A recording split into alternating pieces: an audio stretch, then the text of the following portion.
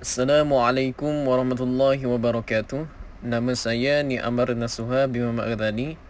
Nombor metrik A1754994 ingin membentangkan tajuk saya iaitu dakwah terhadap remaja. Yang pertama, kita akan pergi kepada definisi dakwah dari segi bahasa. Menurut dakwah dan etimologi dakwah berasal daripada perkataan Arab iaitu da'a yad'u da'watan, yang diertikan sebagai ajakan atau seruan kepada Islam. Makna lain bagi dakwah dari segi bahasa iaitu jemputan, pelawaan, sampaikan dan panggilan. Dari segi istilah, kita dapat lihat bahawa berdasarkan Dr. Said Muhammad Wakil, dakwah ini bermaksud menghimpun manusia di atas tujuan kebaikan, menunjuk agar mereka jalan kebaikan, dan petunjuk menyuruh mereka melakukan kebaikan dan melarang mereka daripada kemungkaran. Bagi pendapat Syekh Muhammad Al-Ghazali pula, ianya merupakan satu program iaitu barnamish yang lengkap, yang kesemua peringkatnya mengandungi semua ilmu pengetahuan yang diperlukan oleh manusia bagi menjelaskan tujuan dan matlamat hidup dan bagi menyingkap petunjuk jalan yang menjadi petunjuk bagi mereka. Jadi dapat disimpulkan bahawa dakwah ini mengajak dan menyeru umat Islam agar menempuh kehidupan di jalan yang benar, iaitu di jalan yang diredai oleh Allah dan berdasarkan Al-Quran dan Sunnah Nabi, baik dalam bentuk lisan maupun tulisan. Hal yang disampaikan iaitu tentang amar ma'ruf, nahi munkar, akidah, akhlak dan sebagainya. Seterusnya, kita akan pergi kepada dalil tuntutan dakwah daripada segi Al-Quran. Ayat pertama iaitu, dan hendaklah ada di antara kamu segolongan umat yang menyeru kepada kebaikan, menyeru kepada ma'ruf dan mencegah dari munkar. Mereka lah orang-orang yang beruntung. Surah Al-Imran ayat 104. Ayat kedua iaitu, dan orang-orang yang beriman, lelaki dan perempuan, sebahagian mereka adalah menjadi penolong bagi sebahagian yang lain. Mereka menyuruh mengerjakan yang ma'ruf, mencegah dari yang munkar, mendirikan solat, menunaikan zakat, dan mereka taat kepada Allah dan Rasulnya. Mereka itu akan diberi rahmat oleh Allah. Sesungguhnya Allah Maha Perkasa, lagi Maha Bijaksana. Surah At-Taubah ayat 71. Dari segi hadis pula, kita boleh lihat dari Abu Sa'id Al-Khudri radhiyallahu anhu berkata, aku mendengar Rasulullah sallallahu alaihi wasallam bersabda, barang siapa melihat kemungkaran yang dilakukan di hadapannya, maka cegahlah dengan tangannya. Jika tidak mampu, maka dengan lidahnya. Jika tidak mampu, maka bencilah dengan hati. Dan itu adalah selemah-lemahnya iman. Hadis riwayat Muslim, Tirmizi, Ibnu Majah dan Nasa'i. Sebelum kita pergi lebih lanjut kepada dakwah kepada remaja, kita akan pergi kepada asas iaitu definisi remaja. Apakah yang dimaksudkan dengan remaja? Bagi pendapat Rogers, remaja ditaarifkan oleh beliau sebagai iaitu membesar menjadi matang.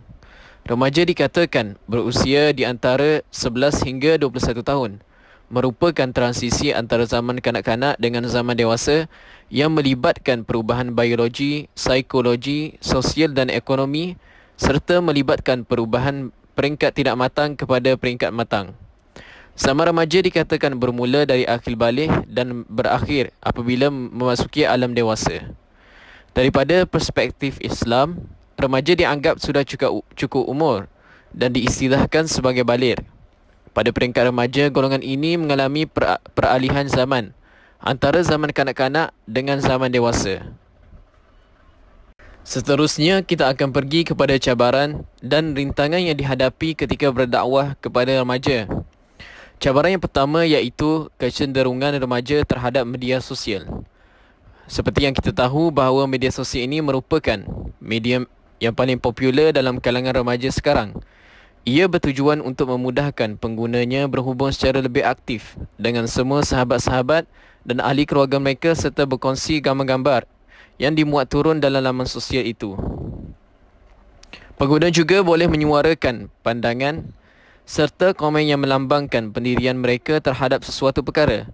Itu menipati cita rasa fitrah setiap manusia, yang mana ia menjadi faktor utama laman sosial menjadi pilihan masa kini.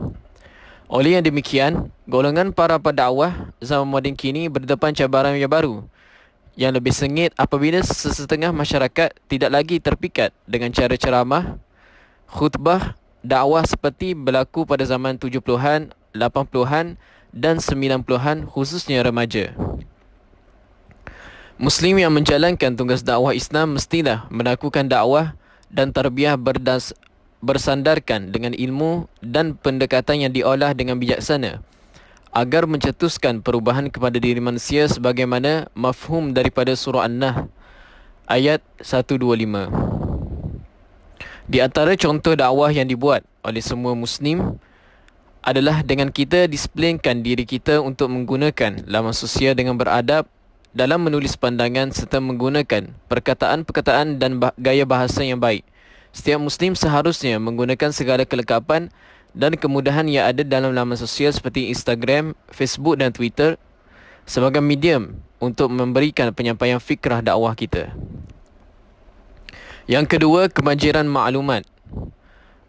Ruang internet yang terbuka dan bebas sehingga boleh menjadikan semua penjelasan agama begitu mudah didapati, menyebabkan berlakunya penumpukan maklumat agama secara berlebihan yang membawa kepada masalah kebanjiran maklumat. Masalah kebanjiran maklumat boleh mewujudkan suasana huru-hara dalam mencari maklumat yang dapat dipercayai. Menurut Muhammad Sani, antara tanda-tanda lebihan muatan maklumat ialah rasa cemas, kecewa, marah, lemah semangat, kacau bilau, keliru dan hilang kawalan diri bersangkutan maklumat. Justru alam media baru seperti blog memerlukan ukuran dan metrik yang tepat untuk menentukan kewibawaan maklumat dan tanggungjawab. Dalam menangani isu ini, pengguna boleh menerima maklumat yang disampaikan oleh penulis seseorang ini dengan cara membuat pembandingan dengan maklumat lain dan melakukan rujukan agama selagi penulis tidak menokok tambah huraiannya serta menyimpang dari maksud asal. Apa yang diperlukan oleh pengguna sesuai dengan perspektif Islam dalam menangani sebarang bentuk maklumat ialah dengan cara menyelidiki dahulu maklumat tersebut dari segi sumbernya. Pengguna juga boleh melakukan perbandingan maklumat melalui laman-laman seseorang yang lain dan sekiranya berlaku kesamaan maklumat, pengguna boleh menerimanya. Selain itu, maklumat yang datang dari blog-blog boleh dikesan melalui sambutan pengunjung ke atasnya melalui daftar jumlah pengunjung serta ruang komentar yang ada. Menurut Ibnu Khaldun, beberapa asas terpenting komunikasi dalam Islam adalah kejujuran, keikhlasan dan niat komunikasi, kebenaran mesej, pengesahan sumber mesej, penyiasatan untuk mengesahkan kejujuran dan ketepatan komunikasi. Akhir sekali, kita akan pergi kepada kaedah dan metod yang relevan bagi menyampaikan dakwah kepada manusia. Yang pertama iaitu tarbiyah. Elemen tarbiyah adalah elemen yang masyhur dalam mendidik dan membentuk pribadi seorang. Justeru kita lihat pada zaman Rasulullah SAW telah berjaya mendidik para sahabat menjadi generasi yang cukup gemilang.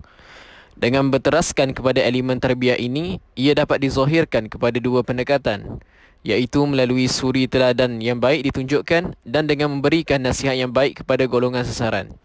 Oleh itu, proses tarbiyah kepada golongan remaja adalah memerlukan kepada satu usaha untuk menyediakan dan membentuk anak remaja agar menjadi anggota masyarakat yang baik dan menjadi manusia yang soleh di dalam kehidupan ini.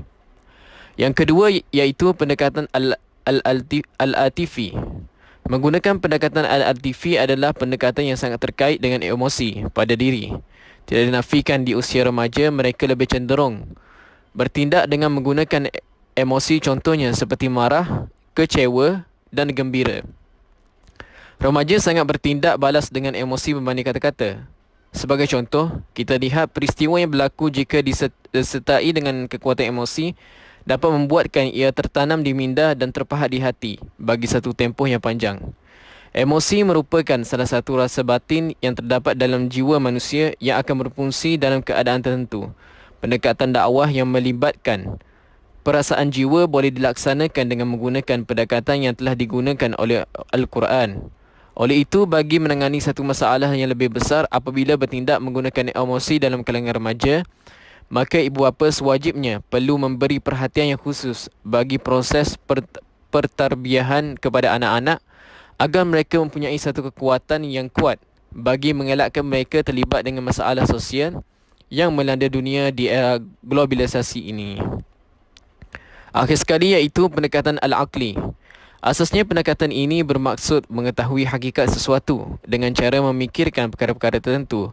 Pendekatan ini merangkumi pelbagai proses bagi manusia berfikir melalui perhatian kepada bukti-bukti kekuasaannya yang berkaitan seperti pengamatan, pemerhatian, memahami dan menunjukkan kelebihan akal yang dianugerahkan kepada manusia. Oleh itu, pendekatan minda yang menjurus kepada pergerakan minda dan mendorong kepada proses berfikir, pemerhatian dan mengambil iktibar amat sesuai digunakan kepada remaja untuk proses dakwah kerana golongan ini mempunyai potensi berubah dengan potensi akal yang dimiliki oleh mereka. Sekian sahaja daripada saya.